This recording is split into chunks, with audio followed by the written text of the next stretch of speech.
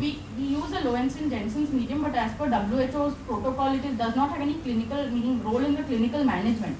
So midget tube is supposed to be primary for clinical management of the patient. That's all. The LJ is always as an addition for us. Basically, it serves as a preservative medium because in the LJ, the colonies remain for a much longer time. So we can't preserve the fluid medium for a long time, but we can preserve the LJ for almost a year. So for all our TB patients, wherever culture is positive, we preserve the culture for at least a year. What made you think about tuberculosis and culture? It's such a rare site.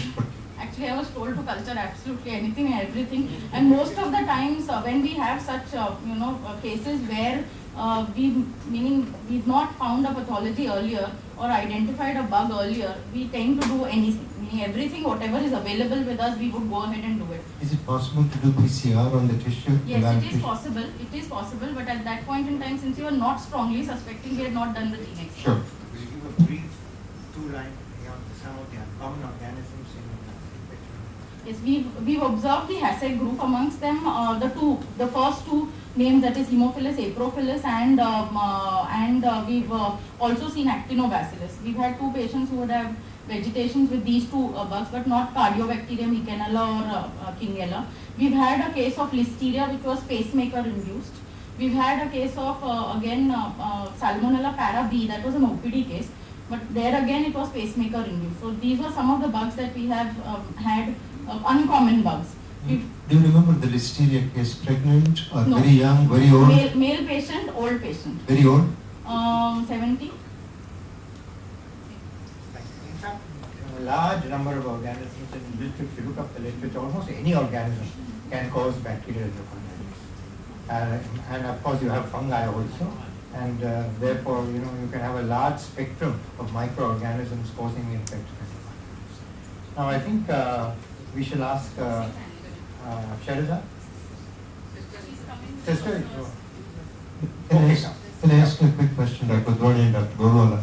So when we were students, we were taught that if you have infective endocarditis and if you have rupture of the valve, then you have this acute left ventricular failure due to acute mitral regurgitation. So probably this is a situation like that. Yes. Nurses would like to say how they manage the patient. So I think it's a good idea if we come up here before Shahriza gives a quick, short review. Cut it short. All right, please. I'm Ms. G.K. Mathi here to present the nursing management. On admission, the thorough assessment was done for the patient and vital signs were monitored. On admission, patient was afebrile and the pulse rate was ranging from 80 to 90. Respiratory rate was 26 and BP was 100/60. As the patient complained of breathlessness, immediately oxygen was administered. Semi-fowler's position was given for the patient and encouraged her to have proper rest and sleep. Daily weight monitored and basic hygienic needs were met. Medications were administered as prescribed, assisting in meeting dietary needs and ensured that she got a salt-restricted diet, assisted in meeting elimination needs, and as she was hospitalized, measures taken to prevent infection, which includes appropriate hand hygiene, providing catheter care and central line care.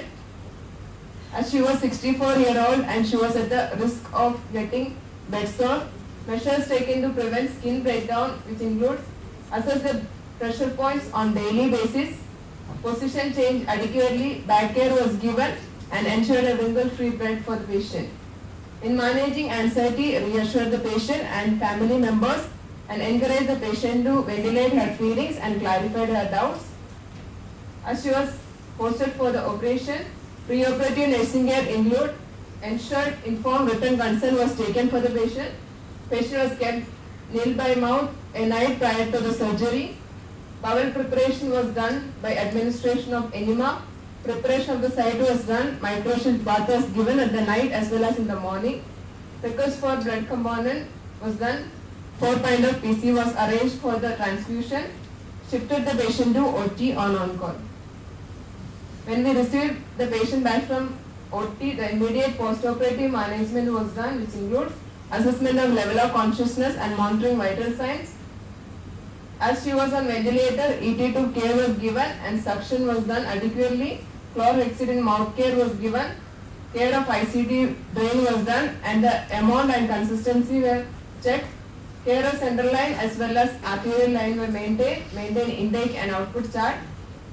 Apart from the routine care, the other post-operative care includes administration of oxygen to maintain a proper saturation of oxygen. Steam inhalation was given to soften the throat as well as to bring out the secretions. Assessment and management of pain was done. Initially, the patient had a pain scale of 7 and patient was on Paracet, which was thrice a day, and the pain scale was down to 3. Positioning was given to the patient and RT feeding to meet the nutritional status, and that the position of the RT2 was done before each feed. Assisted her in meeting elimination needs, and she was mobilized as early as possible, and aseptic techniques were maintained before each procedures. The patient education on discharge includes advised her to have proper rest and then informed her not to carry heavy weights. And regarding the diet, anti-hypertensive diet as well as protein-rich diet was advised for the patient.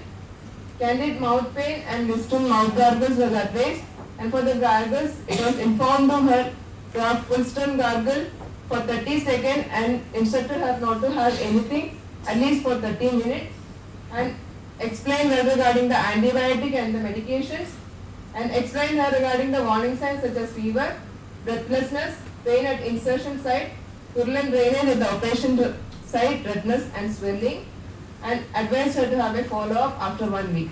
Thank you.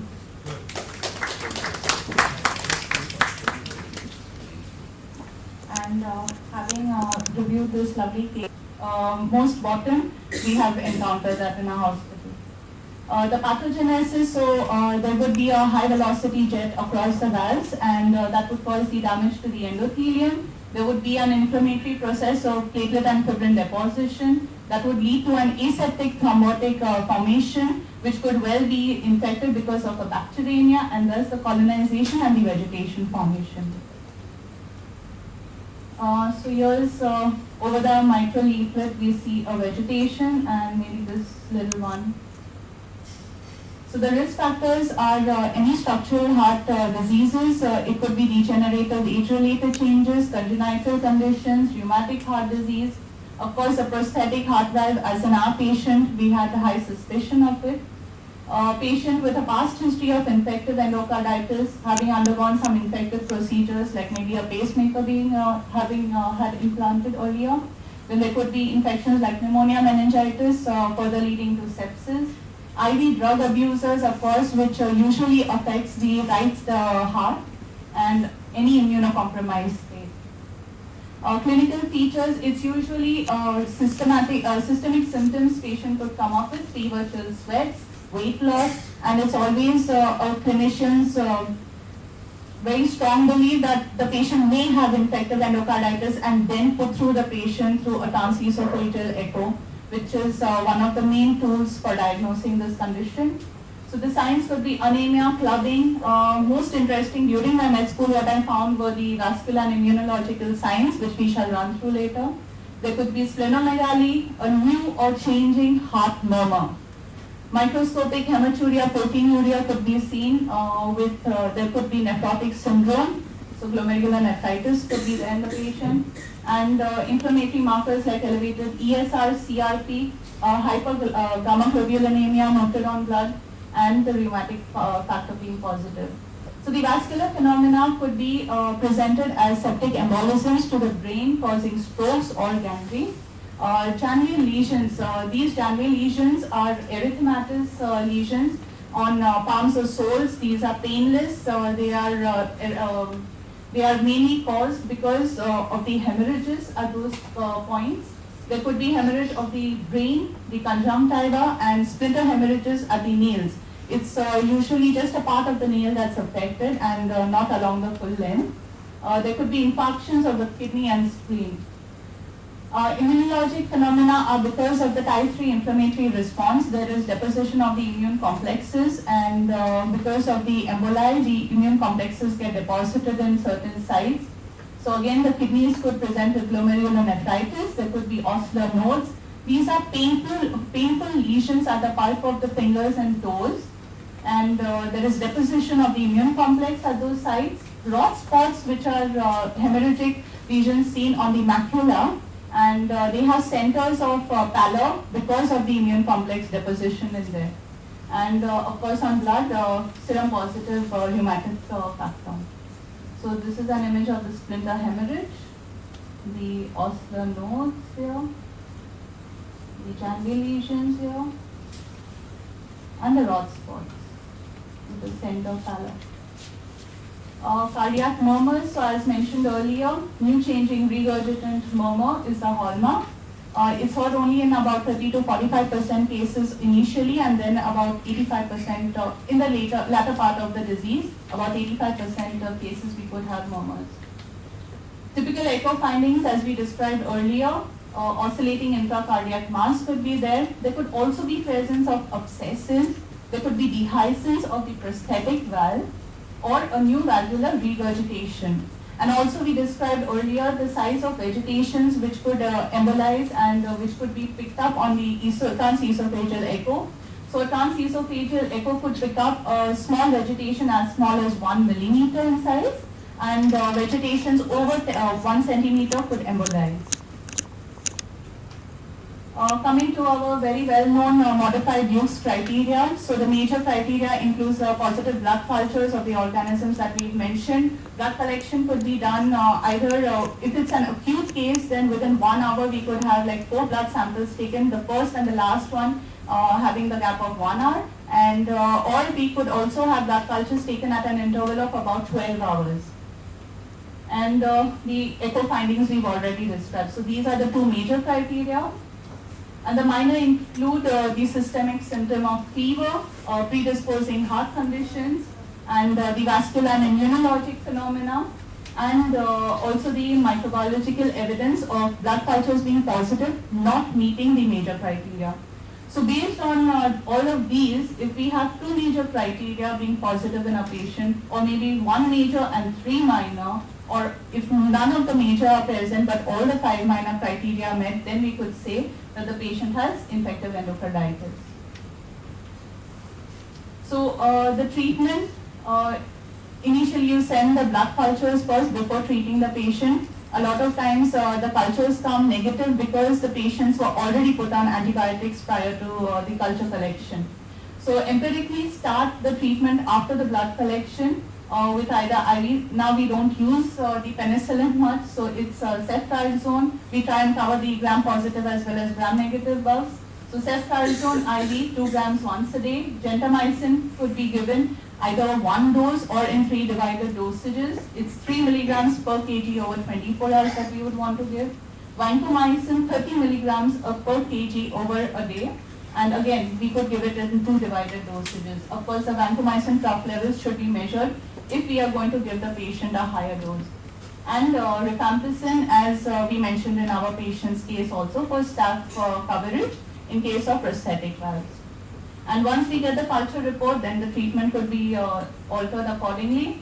Usually the textbooks state that the treatment could be as minimum as 2 weeks, but of course, having known the possible complications of this condition, none of us would actually want to put our dear ones through that 2 weeks, but it's going to be 4 to 6 weeks at least. And surgery is done in cases where indicated. One second. Before you start, we go to the center manager. Give the voice. You know, this is one case where you don't wait for it. You have the Duke's criteria. You don't wait for the Duke's criteria. If you have an individual who's running fever, who's got a background of cardiac disease, a valvular heart disease, native, prosthetic, or congenital heart disease like a VSD, patent ductus, or congenital cyanotic heart disease, and if you quickly investigated the patient over 48 hours and found that you have no adequate explanation as to why this patient is running fever, it's very important that you take this patient to be suffering from infective endocarditis. It's very important. Of course, you take your cultures, as explained to you, and then you start your antibiotics. You start them empirically, and as she said, you change them depending upon what cultures happen. Now, you would think that it's very simple. Fever, a background murmur, denoting cardiac disease, right? And no other pathology found. You send your cultures, and it's easy enough. But remember, fever in many cases is difficult to detect. It's easy when you have run fever quite obviously. But some of these run a very low grade fever. Some of these run fever very for a short time during the day. This was stressed on diseases of the heart is an absolute revelation, and if you ever get your hands on it, read it. Also, there are some conditions in which there may be no fever. In fact, 10% in a large series had no fever at all. And this occurs particularly in elderly patients, and most commonly when the patient has unfortunately been given an antibiotic for some reason or the other in the immediate week, past week or so. So it's worth remembering that fever is the single most important symptom and sign, but you have to watch out for it very, very carefully. The next important thing we said was the murmur. Elderly people who have endocarditis on degenerative valves may have no murmur. 20 to 30% of bacteria or infective endocarditis occurring in elderly individuals may have no significant murmur at all. So never ignore this possibility. And the third important thing is the culture, of course. But here again, please remember, cultures may be negative. In fact, in our part of the world, the incidence of culture negative infective endocarditis is not small. In world literature, is as much as 3 to 30% different in different reports showing culture negative infective endocarditis. When do you get culture negative infective endocarditis? Again in elderly individuals, very often in early right-sided endocarditis, probably because the organisms have to run through the gauntlet of the pulmonary circulation. You get it in neuroendocarditis, when the endocardium, when it's not so much the endocardium as the actual neural area which is infected with bacterial vegetations. And you again get it, as I said, in older patients for some reason or the other. They may not be able to, you may not be able to culture organisms. And of course in fastidious organisms, slow growing organisms, where your cultures may be negative for a long time at the beginning. So the diagnosis is not always easy. Presenting features are PO, always exclude a transesophageal echo for infective endocarditis. Congestive heart failure occurring suddenly, think of it as a manifestation of infective endocarditis, rupturing a valve or rupturing chordae tendineae. Congestive heart failure with fever is an fever with congestive cardiac failure may be due to many causes. One of them, worth remembering, is infective endocarditis. And then embolic manifestation. And it's worth remembering that the single most area where you get these embolic manifestations are in the cerebral circulation. 20 to 30% of embolic episodes occur in the cerebral circulation. They may take various forms: TIAs, infarcts, meningitis because of an infarct close to the meninges, which ruptures into the meningeal space, arachnoid space, and produces the picture of a meningitis. I've had 2 patients like that, elderly patients like that, presenting with meningitis, no organisms found, leukocytes and polymorphs in the CSF related to endocarditis affecting the mitral valve, or even get an abscess in the brain. So, or you can get a myocardic aneurysm. So these are some of the sequelae that you get as a result of embolic episodes. If you look at analyze the overall picture, clinical picture of infective endocarditis, you have clinical features produced as a result of bacteremia, which are fever, weight loss, sort of tiredness, loss of appetite, aches and pains, etc. And splenomegaly, part and parcel of bacteremia. You have embolic features, which I told you about, embolization anywhere, and you have immunological features. Now, one immunological feature which I used to see and which one doesn't see now is glomerulonephritis. In our days, sometimes the patients we could carry on for a length of time and ultimately death occurred from progressive glomerulonephritis. It was an immunological mechanism producing glomerulonephritis. So these are the manifestations. So it's not easy sometimes to diagnose this condition. You can miss it quite easily. You must always keep it at the back of your mind when you have presentations which I have said. Now, Shahrazad, will you quickly give us very briefly just 2 or 3 important papers in relation to tubercle? Articles, but let's just rush through it.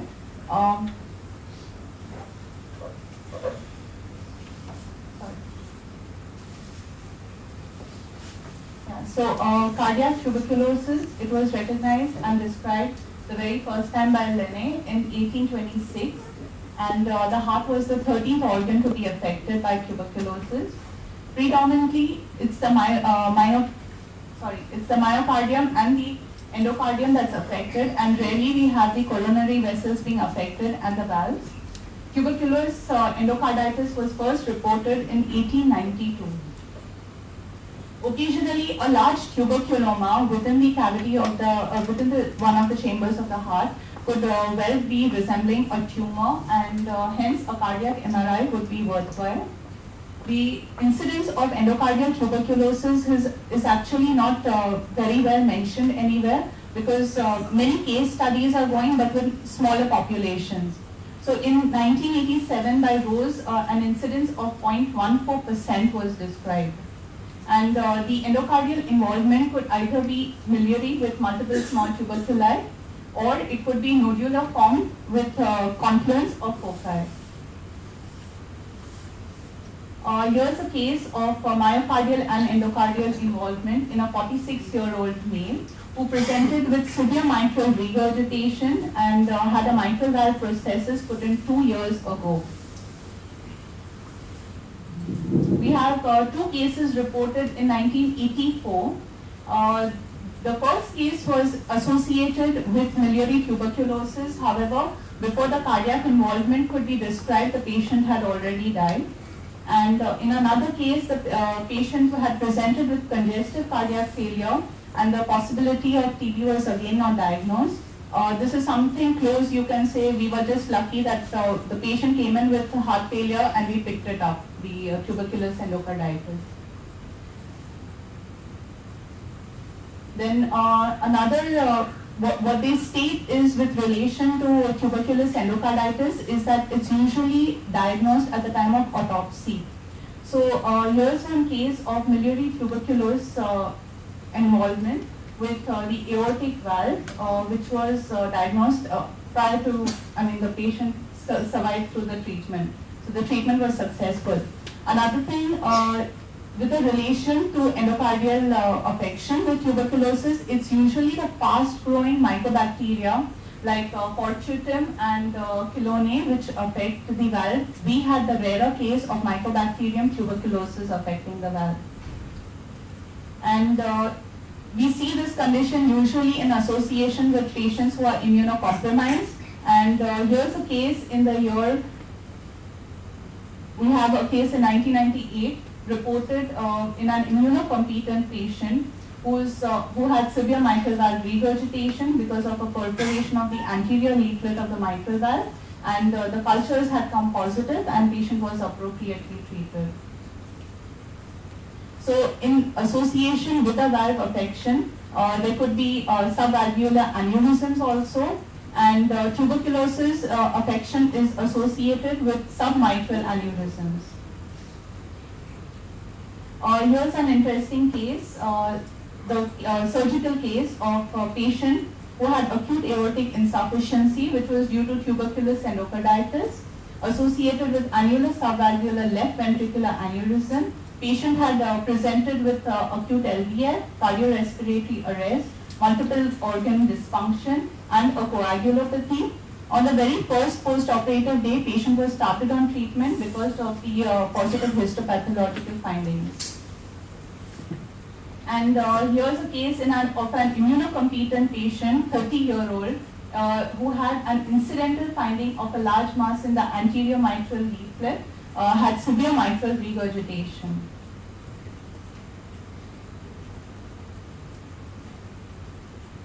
So basically there are a lot of studies going on. We need to do retrospective as well as prospective studies to know the further incidence of Mycobacterium affecting the heart.